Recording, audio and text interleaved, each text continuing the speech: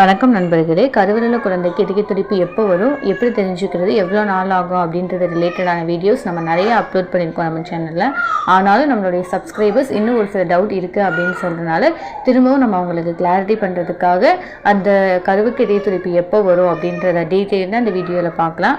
பொதுவாக ஒரு கரு உருவான உடனேயே அந்த கருவுக்கு இதய துடிப்பு வந்துருமா அப்படின்னு சொல்லி கேட்டோம் அப்படின்னா கிடையாது.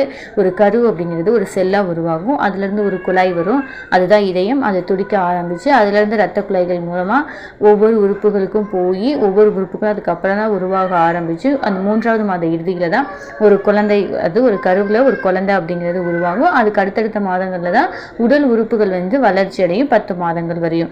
இது காமனாக நடக்கிறது. அந்த கருவில் இருக்க குழந்தைக்கு இதய துடிப்பு எப்போ வரும் அப்படின்னு சொல்லி பார்த்தோம் அப்படின்னா 5லிருந்து 6 வாரங்களில் கருவில் இருக்க குழந்தைக்கு இதய துடிப்பு வரும்.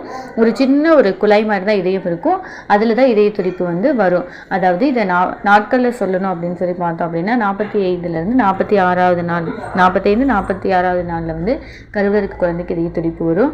இதில் எல்லாரும் என்ன நினச்சிப்பாங்க அப்படின்னா அவங்களுக்கு எப்போ லாஸ்ட் டைம் மென்சஸ் ஆனாங்களோ அதை LMP அப்படின்னு சொல்லி சொல்லுவாங்க. அதுலேருந்து கணக்கு பண்ணுவாங்க.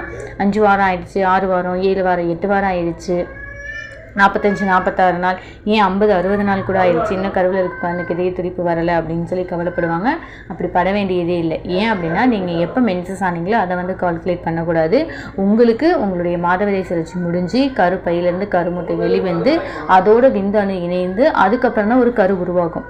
அந்த கரு உருவானதுலேருந்து 45-46வது நாட்களில் தான் கருவில் இருக்க குழந்தைக்கு இதய துடிப்பு வரும். அந்த கரு உருவானதுலேருந்து தான் 5-6 வாரங்களில் கருவில் இருக்க குழந்தைக்கு இதய துடிப்பு வர ஆரம்பிக்கும். இது ஒவ்வொருத்தவங்களை பொறுத்துமே மாறுபடும்.